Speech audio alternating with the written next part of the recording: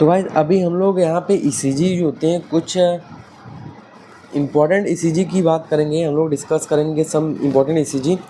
तो सबसे पहला ईसीजी जैसे अपने को देख सकता है यहाँ पे ये है, यहाँ पे ये क्या है बेसिकली, ये क्या है डिप्रेस पीआर सेगमेंट। तो ये पीआर सेगमेंट डिप्रेस है, प्लस यहाँ पे देखोगे एसटी एलिवेशन है, प्लस टॉल टी वेव है। तो यहाँ पे इम्पोर्टेंट क्या हो गया, depress PR segment, depress PR segment plus ST elevation, ठीक है, plus ST elevation plus peak T wave, plus peak T wave. अगर ऐसा कहा जाता ना तो बेसिकली ये होता है पेरिकार्डाइटिस। ये किसमें, ये ईसीजी कैसे किसमें देखने को मिलता है, पेरिकार्डाइटिस, है ना। तो ये ईसीजी पेरिकार्डाइटिस में देखने को मिलता है, जिसमें डिप्रेस पीआर सेगमेंट होता है, एलिवेटेड एसटी सेगमेंट होता है, ठीक है, depress PR segment, elevated ST segment and अपना क्या बोलते हैं, एंड अपना और क्या होता है टॉल टी वेव या फिर पीक टी वेव।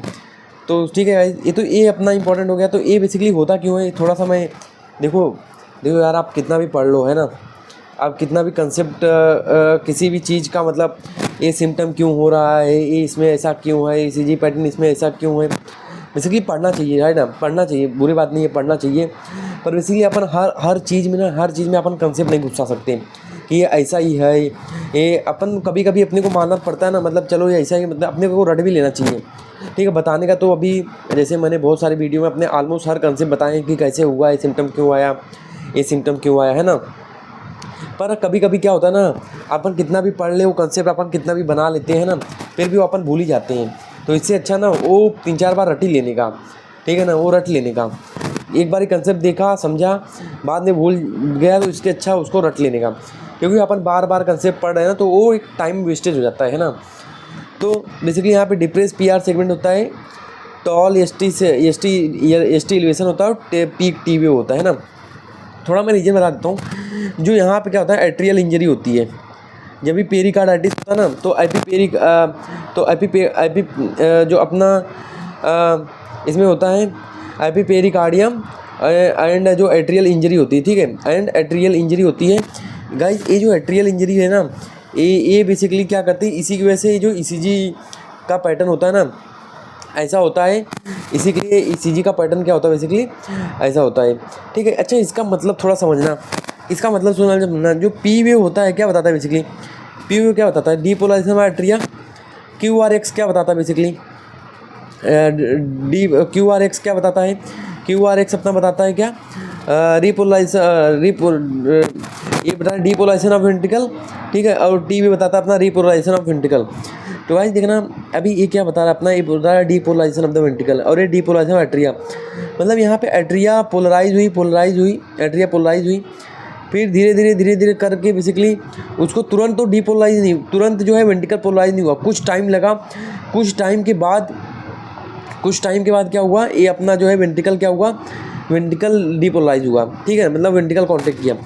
मतलब तो एट्रिया इसमें क्या कर रही है ना, कॉन्ट्रैक्ट करके थोड़ी सी वो फॉल हो रही है, ठीक है, थोड़ा ज़्यादा सा वो फॉल हो रही है। मतलब एट्रिया कॉन्ट्रैक्ट करके, ठीक है, कॉन्ट्रैक्ट करके फटाक से, मतलब बोलते हैं ना कॉन्ट्रैक्ट रिलैक्स कर रही है। देन इसके बाद एक अपना वेव बन रहा है ना। तो भाई ऐसा समझ सकते हो, मैंने ऐसा ही समझा, जो मुझे समझ में आया मैंने ऐसे ही समझा, ठीक है। अगर नहीं भी समझा कोई भी फ़र्क नहीं पड़ता है, अपने को बस पता होना चाहिए जो क्योंकि पेरिकार्डाइटिस वगैरह इमरजेंसी केसेस में बहुत ज़्यादा देखने को मिलते हैं अपने को। तो पेरिकार्डाइटिस में depress PR, ST elevation plus tall peak T wave, है ना, ये अपने को मिलता है। उसके बाद गाइस स्मॉल क्यूआरएक्स कॉम्प्लेक्स, तो ये बेसिकली अपने को, और एक किस वे में मिलता है, ऑल लीड में, हर लीड में मिलेगा। हर लीड में बोले तो 1, 2, 3 AVL, AVR, AVF और V1 से लेके V6 सब में मिलेगा ये, है ना। अब गाइस इसका बताता हूँ स्मॉल क्यूआरएक्स कॉम्प्लेक्स। अब स्मॉल क्यूआरएक्स कॉम्प्लेक्स, अच्छा गाइस स्मॉल क्यूआरएक्स कॉम्प्लेक्स बताओ किसमें होगा, जिसमें जो इलेक्ट्रिकल सिग्नल है, इलेक्ट्रिकल एक्टिविटी है, वो टूवर्ड्स द वेंट्रिकल क्या है, अच्छी नहीं है ना, टूवर्ड्स द वेंट्रिकल क्या हो रही है, स्लो हो रही है, इलेक्ट्रिकल एक्टिविटी बेसिकली क्या हो रही है, स्लो हो रही है। तो ये बेसिकली क्या होता है, ये बेसिकली बोलता है स्मॉल क्यूआरएक्स कॉम्प्लेक्स, स्मॉल क्यूआरएक्स कॉम्प्लेक्स, ये अपने को किस में मिलता है, ये अपने को मिलता है बेसिकली COPD का पेशेंट, ये किस में मिलता है अपना CO, जैसे अस्थमा हो गया, सॉरी अस्थमा नहीं, ब्रोंकाइटिस हो गया, एम्फाइसेमा हो गया, है ना, ब्रोंकोटेक्सिस हो गया। तो इस सब में क्या मिलता है, स्मॉल QRX कॉम्प्लेक्स मिलता है। क्या मिलता है, स्मॉल QRX कॉम्प्लेक्स मिलता है। ये क्यों मिलता है, due to hyperinflation of the chest wall, क्योंकि हाइपर इन्फ्लेशन होता है ना, hyperinflation of lung, sorry hyperinflation of the lung. तो ये गाइस क्या करता है, hyperinflation of the lung की वजह से क्या होता है ना कि ये जो ये अपनी होती है ना, वो बेसिकली इलेक्ट्रिकल एक्टिविटी को क्या कर देता है, वो स्लो कर देता है। इलेक्ट्रिकल एक्टिविटी को क्या कर देता है, वो स्लो कर देता है। तो ये होता है, तो ये इलेक्ट्रिकल एक्टिविटी को इफेक्ट करता है। जब ये hyper inflation of the lungs होता है तो वो इलेक्ट्रिकल एक्टिविटी को क्या होता है, स्लो डाउन कर देता है। तो उसकी वजह से स्मॉल QRX कॉम्प्लेक्स मिलता है। ये हर लीड में नहीं मिलता है, ये बेसिकली लीड 1, 2, 3 में मिलता है, AVL, AVR एंड AVF। ये अपने को 6 लीड में मिलता है। V1 से लेके V6 में कोई चेंजेस नहीं मिलती हैं, ठीक है, उसमें स्मॉल QRX कॉम्प्लेक्स नहीं मिलता है ना। उसके बाद अपना गाइस ये थर्ड बचा U वेव। तो गाइस इसको ना रट लो, ये U वेव है, ठीक है, ये पैथोलॉजिकल U वेव है, जो कि अपने को बहुत सारे मेडिकेशन, जैसे हार्ट में बहुत सारे मेडिकेशन, जैसे अम्योडेरोन वगैरह हम लोग जब देते हैं ना कार्डियक अरेस्ट में अम्योडेरोन, तो अम्योडेरोन से भी ये U वेव बन सकता है। इलेक्ट्रोलाइट डिसऑर्डर होता है गाइस, जैसे हाइपोकैलेमिया वगैरह, उसमें भी U वेव बन सकता है। कोई हार्ट की डिजीज़ चल रही है उसमें भी U वेव बन सकता है। तो ये पैथोलॉजिकल U वेव होता है जो कि अपने को बनता है। उसके बाद गाइस ये थोड़ा सा मैंने मिस्टेक कर दिया मैंने, बेसिकली एक होता है यहाँ पे J वेव, है ना, दिख रहा होगा ना ऐसा J वेव। तो ये J वेव होता है, ये J वेव अपने को किस में मिलता है, ये मैं बता देता हूँ। ये अपने को मिलता है बेसिकली हाइपोथर्मिया में। किस में मिलता है, हाइपोथर्मिया में। क्योंकि हाइपोथर्मिया में गाइस यही है कि यहाँ पे जो है इलेक्ट्रिकल एक्टिविटी, जब भी ये जो अपना ये बोलते हैं ना रिपोलाइजेशन, तो रिपोलाइजेशन के टाइम पे इलेक्ट्रिकल एक्टिविटी थोड़ी सी क्या होती है, स्लो हो जाती है ना। इसी के लिए क्या होता है यहाँ पे स्मॉल ये क्या होता है, J वेव मिलता है। क्या बोलता है, स्मॉल J वेव मिलता है, मतलब रिपोलाइजेशन अच्छे से नहीं हो पाता, तो स्मॉल J वेव मिलता है इन हाइपोथर्मिया। और बेसिकली यहाँ पे कंडक्शन भी स्लो हो जाता है। तो बेसिकली ये थोड़ा सा ये ना गाइस ऐसे रहेगा, थोड़ा सा मैं बता दूँ, ये मैंने डायग्राम थोड़ा सा गलत बना रखा है ना, ये थोड़ा सा ऐसे रहता है, ठीक है, ये थोड़ा सा मतलब ऐसे रहेगा, है ना। तो चलो ठीक है, कोई ना, अभी मैं इसको देखना गाइस, एक थोड़ा सा ऐसे रहेगा, तो ये बनेगा J वेव, ठीक है। थोड़ा सा ये क्या होता है, यहाँ पे कंडक्शन भी स्लो होता है, ठीक है, पेशेंट का कंडक्शन भी क्या होता है, स्लो होता है, ठीक है। तो यहाँ पे कंडक्शन स्लो हो जाता है और यहाँ पे पैथोलॉजिकल J वेव मिलता है, पैथोलॉजिकल J वेव, ठीक है। तो this is all about the ECG finding, जो मैंने बता दिया। पेरिकार्डाइटिस में क्या मिलता है, बस याद रखना, जैसे मैं रटा देता हूँ, रट लो यार, इसको रट लो। पेरिकार्डाइटिस में क्या होता है, PR सेगमेंट डिप्रेस होता है, प्लस ST एलिवेशन होता है, प्लस T वेव पीक पे होता है। मैंने रीजन बता दिया कि जो पेरिकार्डाइटिस है एट्रियल इंजरी करके क्या करता है, इलेक्ट्रिकल एक्टिविटी को स्लो डाउन कर देता है। दूसरा मैंने क्या बताया था, COPD में guys hyper inflation of the lungs की वजह से क्या होता है, इलेक्ट्रिकल एक्टिविटी स्लो डाउन होती है, तो QRX जो होता है स्लो बनता है, मतलब डीपोलाइजेशन को बेसिकली अफेक्ट करता है। ये डीपोलाइजेशन ऑफ द वेंट्रिकल को अफेक्ट करता है, तो वहाँ पे इलेक्ट्रिकल एक्टिविटी स्लो डाउन हो जाती है, ठीक है।